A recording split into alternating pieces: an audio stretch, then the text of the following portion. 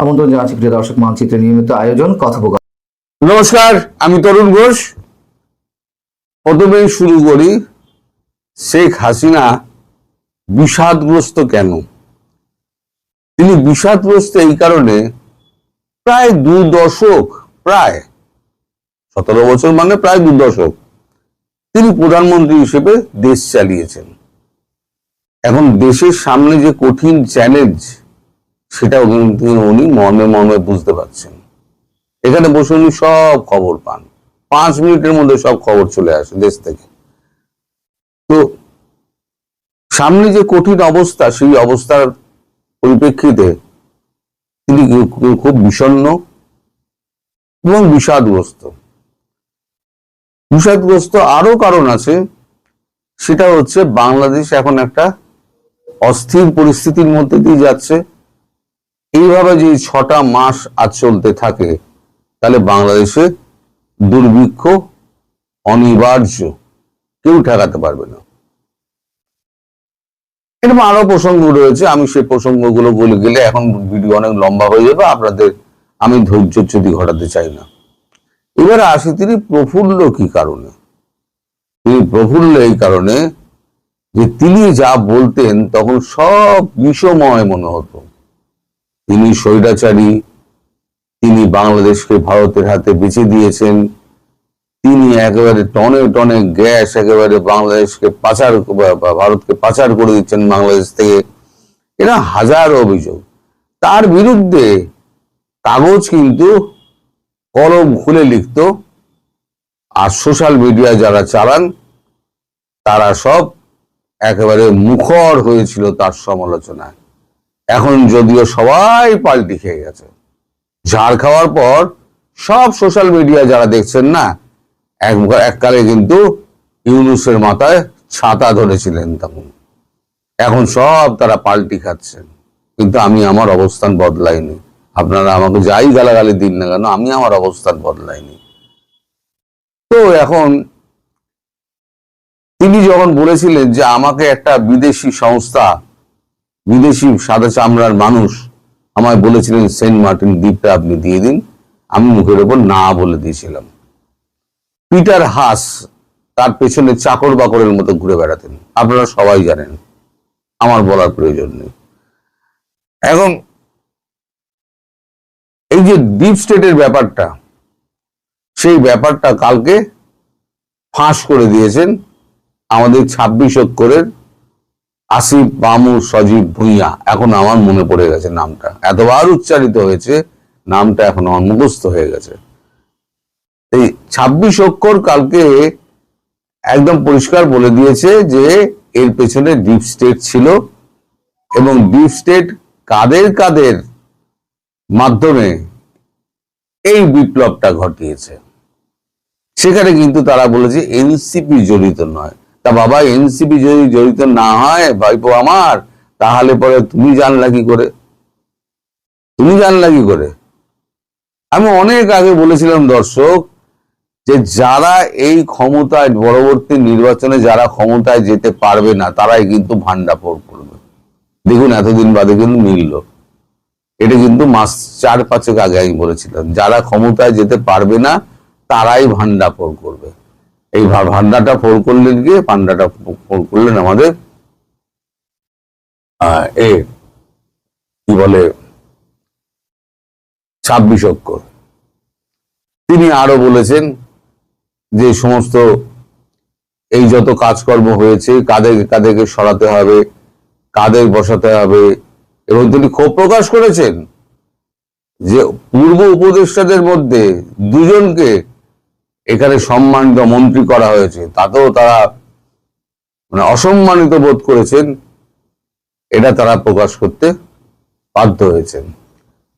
তো যাই হোক, এখন এইটা যখন সত্যি প্রমাণিত হচ্ছে, তখন ওনার প্রফুল্লতা বাড়ছে। এবং আরো একটি কারণ আছে প্রফুল্লতা বাড়ার। প্রফুল্লতা বাড়ার আরো একটি কারণ হচ্ছে তারেক রহমান আমাদের খাদ্যমন্ত্রী পীযূষ গোয়ালকে একটি চিঠি পাঠিয়েছিলেন। চিঠিটা তার মর্মার্থ ছিল, পুরো চিঠিটাই বলবো না, চিঠির মর্মার্থ ছিল যে ভারত যেন বাংলাদেশকে ক্রেডিট লাইন দেয়, মানে ক্রেডিট লাইনের সুবিধা দেয়। এই ক্রেডিট লাইনের সুবিধা কি? যেমন বাংলাদেশকে, যেমন শেখ হাসিনা যখন প্রধানমন্ত্রী ছিলেন বাংলাদেশকে ক্রেডিট লাইন দেওয়া হয়েছিল, অনেক টাকার ক্রেডিট লাইন দেওয়া হয়েছিল। আমি অ্যামাউন্টটা আমার ঠিক মনে নেই এই মুহূর্তে। ক্রেডিট লাইনের অর্থ কি? আমি মালটা আপনাকে দিলাম, আপনি বেচার পর আপনি আমাকে টাকাটা দিয়ে দেবেন, এটা হচ্ছে ক্রেডিট লাইন। তা এখন উনি একটা ক্রেডিট লাইন চেয়েছেন ম্যাসিভ পরিমাণের, কারণ বাংলাদেশের হাতে এখন টাকা নেই। কিন্তু ভারত তো এখন তো দেবে না। ভারত দেবে না এই কারণে যে ভারতের সঙ্গে এখনো সেই সম্পর্ক গড়ে ওঠেনি। কিন্তু এটাও পরিষ্কার যে আস্তে আস্তে কিন্তু এই তারেক রহমানের সঙ্গে ভারতের দূরত্ব কিন্তু বাড়তে শুরু করেছে। আমি খবরটা আজকে বললাম, আপনারা ভবিষ্যতে মিলিয়ে দেবেন। তারেক রহমানের সঙ্গে কিন্তু ভবিষ্যতে কিন্তু বড় গন্ডগোল একটা তৈরি হবে ভারতের, এবং তারেক রহমান কিন্তু টিকতে পারবেন না। ভারতবর্ষের সাহায্য ছাড়া তারেক রহমান টিকতে পারবেন না। তো যাই হোক, এখন এই যে আমাদের 8 তারিখে যে খলিলুর রহমান আসছেন, যিনি আমাদের দেশে জয়শঙ্করের সাথে দেখা করতে মরিশাস যাওয়ার পথে, সেখানে তার জন্য কিন্তু বিশেষ প্রশ্নমালা তৈরি করা আছে, অনেক প্রশ্ন তৈরি করা আছে। যেমন একটা আমি বলছি, উনি 12 ঘন্টার নাম করে উনি 3 দিন কাটালেন টার্কিতে কাটিয়ে ভারতের যে সমস্ত শত্রু, যারা যে সমস্ত কোম্পানি রয়েছে, লোন কোম্পানি রয়েছে, তাদের সঙ্গে উনি বৈঠক করেছেন। তাদের সঙ্গে কেন উনি বৈঠক করলেন? ভারতের গালে একবার চুমু খাচ্ছ, একবার টার্কির গালে চুমু খাচ্ছ, একবার গিয়ে তুমি তারেক রহমানের গালে চুমু খাচ্ছ। দেখুন, চালাকি বেশি দিন কিন্তু মানে স্থায়ী থাকে না, চালাকি কিন্তু ধরা পড়ে যাবেই। এখন তার সেই প্রশ্নের সমস্ত উত্তর দিতে হবে তাকে। আর যদি তিনি না আসেন, এড়িয়ে যান, সেটা আলাদা কথা। কিন্তু উনি পররাষ্ট্রমন্ত্রী হিসেবে উনি দেখা করতে চেয়েছিলেন, এবং ভারতের পররাষ্ট্রমন্ত্রী জয়শঙ্কর তিনি দেখা করতে চাইছেন এবং প্রস্তাবে সায় দিয়েছেন। তখন তিনি না যদি আসেন, তাহলে ভবিষ্যতে আর দেখা পাবেন না, মরে গেলেও আর দেখা পাবেন না। এখন প্রফুল্লতার আরো একটা কারণ হচ্ছে এই যে খাদ্যমন্ত্রীকে যে চিঠিটা দিয়েছিল ক্রেডিট লাইনের জন্য, সেটা পত্রপাঠ নাকচ করে দেওয়াতে তিনি অত্যন্ত খুশি। তিনি জানেন যে দেশবাসীকে অনেক কষ্টের মুখে পড়তে হবে, তিনি জানেন। তো তিনি এটাও দেখতে চান যে এই যে প্রায় 2 দশক 17 বছর মহিলা প্রধানমন্ত্রী থাকাকালীন অনেকের গায়ে অনেক জ্বালা হয়েছিল, তখন সবকিছু ভারতকে বেছে দেওয়া হচ্ছে। ভারতের উন্নয়নের পেছনে বাংলাদেশ, আচ্ছা কি বলে, পদ্মা ব্রিজ যে তৈরি করেছিলেন এত কষ্ট করে, সেটা নেই, কোনো মূল্যায়িতই হয়নি। ওটা নাকি তো অকেজ, ওটা করার কোনো দরকার ছিল না। কিন্তু প্রধানমন্ত্রী শেখ হাসিনা কিন্তু বুঝেছিলেন যে দেশকে এগিয়ে নিয়ে যেতে গেলে সেটা হচ্ছে আগে রাস্তাঘাট ঠিক করতে হবে, দূরত্ব কমাতে হবে, যেটা ভারত করে। তো এখন শেখ হাসিনা তিনি সুস্থ আছেন, তিনি ভালো আছেন, এবং তিনি বেশ মজা ভোগ করছেন। তিনি বলছেন যে আরো একটু পুরুষ প্রধানমন্ত্রী হিসেবে তারেক রহমান দেশ চালাত। আমি তো মহিলা প্রধানমন্ত্রী ছিলাম, মেয়েদের উপরে প্রচুর রাগ। তা একটা মহিলা প্রধানমন্ত্রী দেশকে এই উন্নতির শিখরে নিয়ে গিয়েছিল, তাকে দেশ থেকে তাড়ানোর জন্য ডিপ স্টেটের পয়সা খেয়ে এরা আমাকে উৎখাত করার চেষ্টা করেছে। তা এখন তো পুরুষ প্রধানমন্ত্রী আছে, তিনি দেশ চালান। আমিও 6 মাস দেখি কেমন দেশটা চলে। যখন দুর্ভিক্ষ লাগবে, তখন দেশের লোক যখন লাঠি বাঁশ নিয়ে নামবে, তখন বুঝে যাবে যে তারেক রহমান কত বড় তিনি মানে ধৈর্যশীল মানুষ এবং তিনি কতটা কন্ট্রোল করতে পারেন। আপাতত এর বেশি আমি আর কিছু বলবো না। আমি এমনি বলেছি শেখ হাসিনা নিয়ে কোনো কথা আমি বলবো না, কিন্তু যেহেতু ওই 26 অক্ষর নামটি সমস্ত ভোট ফাঁস করে দিয়েছে, তাই আমি এই কথাটি বললাম। এবং তিনি যে প্রফুল্ল এবং বিষাদময় সেই খবরটিও কিন্তু আমি পেয়েছি। আসসালামু আলাইকুম রহমতুল্লাহি ওয়া বারাকাতুহু। সম্মানিত দর্শক, ইরান এবং আমেরিকার যুদ্ধের একেবারে হালনাগাদ কতগুলো খবর বলে নেই। আজকের এই দিনে আমি যখন এই ভিডিওটি করছি শুক্রবার দিন, তো এই দিনের খবর হলো যে মার্কিন প্রেসিডেন্ট ডোনাল্ড ট্রাম্প একতরফাভাবে যুদ্ধবিরতি ঘোষণা করছেন যে তিনি মানে আমেরিকার পক্ষ থেকে, ইসরায়েলের পক্ষ থেকে ইরানের তেল ক্ষেত্রগুলোতে আগামী 10 দিন কোনো হামলা হবে না। তেল ক্ষেত্রের বাইরে অন্য যে সকল স্থাপনা রয়েছে সেখানে তারা হামলা চালাবে। এগুলো এক কথা। 2 নম্বর হলো যে এই যে ডোনাল্ড ট্রাম্পের যে খেলাধুলা, সেই খেলাধুলাকে ইরান বিশ্বাস করছে না। তারা বলছে এটা একটা টাউট। অতীতে আমরা যে কয়বারই তাদের সঙ্গে কথাবার্তা বলেছি, চুক্তি করেছি, তারা মানেনি। এমনকি শান্তি আলোচনা চলেছে, নেগোসিয়েশন চলেছে, ঠিক একদিকে আলোচনার টেবিলে আমরা উপস্থিত, সেই সময় ইরানে আক্রমণ করেছে। একবার দুবার নয়, বহুবার। তো কাজেই এবারে যে যুদ্ধ, সেটার একটা পার্মানেন্ট সলিউশন আসতে হবে। এই যুদ্ধ আগামীতে আর হবে না। এবং আমাদের কিছু দাবি দেওয়া আছে, ক্ষয়ক্ষতি হয়েছে, সেই ক্ষয়ক্ষতিগুলো তাদেরকে সামাল দিতে হবে, পূর্ণ করতে হবে। যুদ্ধের আজকের দিন পর্যন্ত তারা বলছে আমাদের কত অ্যাবাউট $240 বিলিয়ন তারা ক্ষতিপূরণ দাবি করেছে। অন্যদিকে উপর্যুপরি ইরান আক্রমণ চালিয়ে যাচ্ছে ইসরায়েলে, এবং ইসরায়েলের এখন এই যে যুদ্ধের দামামা, এটা ইসরায়েলি জনগণের জন্য মানে অনেকটা স্বাভাবিক হয়ে গেছে। একটা খবর দেখলাম যে ইসরায়েলের বিভিন্ন রেস্টুরেন্টে লোকজন খাওয়া দাওয়া করে, তারা বসে থেকে বিল না দেওয়ার জন্য, যে হঠাৎ করে যদি কোনো ইরানি মিসাইল আসে বা ধরেন কোনো ড্রোন আক্রমণ হয়, সেক্ষেত্রে তারা সেখান থেকে দৌড়ে পালায় যেতে পারবে, বিল দিতে হবে না। মানে এটা একটা ফটো কার্ড আসছে এবং বিশ্বের বড় বড় গণমাধ্যমগুলো এটা প্রকাশ করেছে। তাহলে বোঝার চেষ্টা করুন যে ইসরায়েলের মাটিতে ইরানের যে আক্রমণ, এটা হররোজ কি পরিমাণ হচ্ছে। বড় বড় শহরগুলোতে ডেইলি যদি এভাবে শত শত আক্রমণ না হয়, তাহলে সাধারণত এই যে রেস্টুরেন্টে বসে মাগনা খাওয়ার যে অভিলাষ, এই ধরনের মনোবৃত্তি তৈরি হয় না। তারা বোঝার চেষ্টা করেন যে ইরান কি পরিমাণ আক্রমণ সেখানে চালাচ্ছে।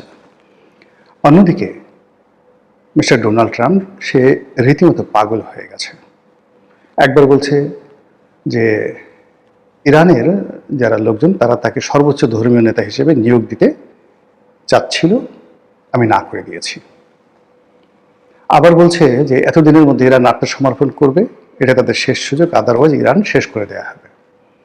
আবার একটু পর বলছে যে ইরান এটা বোগাস, তারা যে তাদের কিচ্ছু নাই, আমরা সব কিছু শেষ করে দিয়েছি। আবার তারপরে বলছে যে তারা এত দক্ষতার সাথে যুদ্ধ করছে, যেটা লাউজি যুদ্ধ করছে। তারপর যে কথাগুলো বলছে যে ইরান মানে আমাদের সাথে যে আলোচনা করবে, তাদের কোনো লোকই নেই, তারা ভয় পাচ্ছে যে যদি প্রকাশ্যে আসে তাহলে আমরা তাদেরকে মেরে ফেলব। তারপর সে বলছে যে আমরা যুদ্ধবিরতি করব না, ইরানকেই এগিয়ে এসে আমাদের কাছে হাতে পায়ে ধরে আমাদেরকে রাজি করাতে হবে। এখন এই কথাগুলো সবই কিন্তু আন্তর্জাতিক গণমাধ্যমে আসছে, এবং সেই গণমাধ্যম যেন তেন গণমাধ্যম নয়। এটা হলো যে আমেরিকা এবং ইউরোপের বড় বড় পত্রিকা, new York Times, Sunday Times, London Times, the guardian, এই সমস্ত পত্রপত্রিকা। ফলে আপনি বোঝার চেষ্টা করুন যে আমেরিকার যে জনমত এই মুহূর্তে কোথায় আছে, এবং ডোনাল্ড ট্রাম্পকে নিয়ে তারা চিন্তিত যে এই লোকটা হয়তো মারা যাবে বা যে কোনো সময় হার্ট ফেল করবে, হার্ট অ্যাটাক করবে। তারও তো বয়স প্রায় 80 বছরের কাছাকাছি, এলোমেলো হয়ে গেছে সব কিছু। অন্যদিকে ইরানের যে তেহরান টাইমস, তারা একটা নির্ধারণ, একটা যাকে বলা হয় কার্টুন এঁকেছে এবং সেখানে একটা হেডলাইন দিয়েছে। হেডলাইনটির অর্থ হলো বনের যে শুয়োরগুলো রয়েছে, দাতাল শুয়োর রয়েছে, তো হঠাৎ যদি আপনি দেখেন যে এই শুয়োরগুলো আকাশে উঠতেছে, পিক আকাশে উঠতেছে, ওটা যেদিন দেখবেন সেদিন হয়তো ইরানের সাথে আমাদের একটা মানে আমেরিকার সাথে আমাদের একটা সমঝোতা হলেও হতে পারে। বুঝতে পারেন যে ইরান যুদ্ধ চালিয়ে যাওয়ার ব্যাপারে কতটা দৃঢ় প্রতিজ্ঞ। এই গেল এক। অন্যদিকে এই যে যুদ্ধ বলেছি, এটার সাথে একটা সারা দুনিয়াতে একটা যাকে বলা হয় মাফিয়া চক্র আছে, যারা অস্ত্র ব্যবসা করেন, আন্ডারওয়ার্ল্ডের মাদক ব্যবসা করেন, এবং এই সময়টাতে যারা আমেরিকাতে মাদক সরবরাহ করেন, তারা এই সময়টা থেকে যাকে বলা যেহেতু সমস্ত আইন শৃঙ্খলা রক্ষাকারী বাহিনীর মনোযোগ যুদ্ধের দিকে, আর এই সুযোগে তারা আমেরিকাতে ট্রিলিয়ন ডলারের মাদক ঢুকিয়ে দিচ্ছে। সমাজ শেষ। এই সময়টাতে যারা বিভিন্ন আর্মস সাপ্লাই করে, আমাদের বাংলাদেশের ধরেন সেনাবাহিনীতে, পুলিশ বাহিনীতে যারা অস্ত্র সাপ্লাই দেয়, আপনি কি তাদের নাম জানেন? নাম জানেন না, আমিও জানি না, কিন্তু কেউ না কেউ তো সাপ্লাই দেয়। কল্পনা করতে পারেন যে গোপনে ট্যাঙ্ক, অস্ত্র, গোলা বারুদ কি পরিমাণ প্রতি বছর বাংলাদেশে আমদানি করা হয়, এবং এর থেকে কি পরিমাণ কমিশন যারা নেয়, তাদের নেটওয়ার্ক কোন পর্যায়ে, এবং তারা কারা। যে স্বাধীনতার পরে এখনো পর্যন্ত বাংলাদেশে একজন আপনি পাবেন না যে বাংলাদেশে তারা এই সেনাবাহিনীকে অস্ত্র সাপ্লাই দিয়ে এই বাড়ি গাড়ি শিল্প কলকারখানা করেছে। It's a underworld. সিমিলারলি এই যুদ্ধের ময়দানে যে অস্ত্র ব্যবসা হয়, পৃথিবীর যে সকল দেশ অস্ত্র উৎপন্ন করে, যেমন ধরুন মার্কিন F-16 বিমান বা F-35 বিমান, কিংবা ধরুন তাদের যে সকল পরমাণু প্রযুক্তি রয়েছে, জাহাজ শিল্প রয়েছে, এমনকি তাদের যে বোয়িং কোম্পানিগুলো রয়েছে, এর 90% কাঁচামাল সামগ্রী এটা তো একটা সাপ্লায়ার আছে, কখনো দেশের ভিতরে কখনো দেশের বাইরে। তো এই যে যুদ্ধ সংক্রান্ত এবং অস্ত্র সংক্রান্ত যে ব্যবসা, এটা কনভেনশনালি হয়, কিন্তু এই যুদ্ধের সময় এই ব্যবসাটা কয়েক হাজার গুণ কিংবা কয়েক লাখ গুণ এটা হয়ে যায়। ফলে কি হলো, যারা এই ব্যবসা চালাচ্ছে তারা তো লালে লাল, তাদের হাতে এত ক্ষমতা যে পুরো সেনাবাহিনীকে তারা কিনে নিতে পারে, তাদের হাতে এত ক্ষমতা, তারা যে কোনো কাজ করতে পারে। ফলে ডোনাল্ড ট্রাম্প চাইলেও তিনি এই যুদ্ধ থেকে বেরোতে পারবেন না, আর ইরানও এই যুদ্ধ থেকে এই মুহূর্তে বের হবে না। এর কারণ হলো, এবং ইসরায়েলও বের হবে না। ইসরায়েল যে অবস্থায় আছে, তার সমস্ত রাজনৈতিক অবস্থা চাপা পড়ে আছে, সবকিছু বাদ দিয়ে মানুষ শুধু নিজেরটা চিন্তা করতেছে, সে আজকের দিনের কথা চিন্তা করছে। এনি ক্রাইসিস, যখন একটা দেশে খুব মারাত্মক ক্রাইসিস হয়, আমজনতার ক্ষতি হয়, সাধারণ জনগণের ক্ষতি হয়, অর্থনীতি ধ্বংসপ্রাপ্ত হয়, কিন্তু সমাজে যারা নেতৃস্থানীয় যারা লোকজন আছে, তাদের মধ্যে যারা ধড়িবাজ, তারা ওই সময়টাতে সবচেয়ে বেশি বেনিফিট হয়। সেম কাজ ইরানে হচ্ছে, ইসরায়েলে হচ্ছে, আমেরিকাতে হচ্ছে, এবং ইসরায়েল, আমেরিকা এবং ইরানের সাথে যারা সম্পৃক্ত বিভিন্ন দেশ, ব্যক্তি, প্রতিষ্ঠান, তারা এই সময়টাতে এই যুদ্ধকে কেন্দ্র করে যে বাণিজ্য, এই বাণিজ্যতে যে অর্থ তারা উপার্জন করেছে, সেই অর্থের মূল্যমান কত কল্পনাই করতে পারবেন না। এটা যুদ্ধের পরে বোঝা যাবে। তো কাজেই ইরান এবং আমেরিকার যুদ্ধ সহজে থামছে না। থামার কতগুলো লক্ষণ আছে। প্রথম লক্ষণ হলো যে একটি পক্ষ সম্পূর্ণরূপে পরাজিত হবে, আমেরিকা অথবা ইরান সম্পূর্ণরূপে পরাজিত হবে, যুদ্ধ থেমে যাবে। কিন্তু সেক্ষেত্রে আবার নতুন করে যুদ্ধ শুরু হবে অন্য সেক্টর। যেমন আমেরিকা যদি জিতে যায়, তাহলে সে প্রতিশোধ নেবে। এমনকি বাংলাদেশে দেখবেন যে তাদের দাপট, সেন্ট মার্টিন সে 1 মিনিটের মধ্যে দখল করে নিয়ে যাবে, কোনো রকম লাজ লজ্জা থাকবে না। আবার যদি আমেরিকা পরাজিত হয়, বাংলাদেশের যারা লোকজন রয়েছে, ইরানপন্থী লোক, ইসলামপন্থী লোক, জামাতপন্থী লোক বা অন্যান্য যারা আছেন, তারা এই পশ্চিমা সংস্কৃতির যে সমস্ত লোকজন ছিল, তাদের প্রতি যে চড়াও হবেন না, কথা কিন্তু বলা যাচ্ছে না। ফলে অরাজকতা কিন্তু চলতে থাকবে যুদ্ধের জয় পরাজয়ের পরেও, যে পক্ষই হোক না কেন। তাহলে যেটি বললাম যে এক পক্ষের সম্পূর্ণ পরাজয়। দ্বিতীয়ত হলো, উভয় পক্ষ যখন দেখতেছে আর পারছি না, যুদ্ধে উভয়েরই ক্ষয়ক্ষতিটা এমন একটা পর্যায়ে চলে গেছে যেখান থেকে আসলে রিগেইন করা সম্ভব না, চালানো সম্ভব না, তখন তারা সমঝোতায় আসে, চুক্তিতে আসে। এছাড়া সাধারণত এটা হয় না। যুদ্ধ মানে যে ইতিহাস রয়েছে সেই ইতিহাসে এভাবে হয় না। ফলে ইরান এবং আমেরিকার যুদ্ধ দীর্ঘ মেয়াদে চলবে। কিন্তু এই যে দীর্ঘমেয়াদে সেখানে যুদ্ধ চলবে, তার জন্য আমাদের প্রস্তুতি কী? এখানে একটা কথা বলি যে বাংলাদেশের অর্থনীতি কিন্তু একটা অদ্ভুত অর্থনীতি। সারা পৃথিবী যখন খারাপ যায় আমাদের তখন ভালো যায়, আর সারা পৃথিবী যখন ভালো যায় আমাদের তখন খারাপ যায়। কারণটা কি? কারণটা হলো আমরা যে সকল প্রোডাক্ট তৈরি করি, লো প্রোডাক্ট,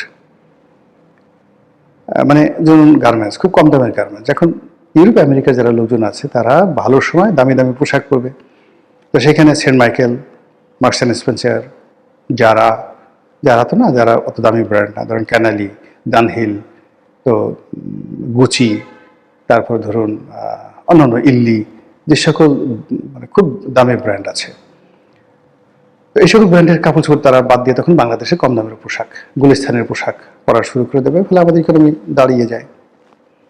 এই যুদ্ধের সময় সমস্ত মানুষ পালায়। এখন তাদের ঘর ঝাড়ু দিতে হবে, বাথরুম পরিষ্কার করতে হবে, মানে এই যে কাজগুলো, অড কাজগুলো, এই কাজ করার জন্য লোক লাগবে, বাংলাদেশ থেকে লোক নিতে হবে।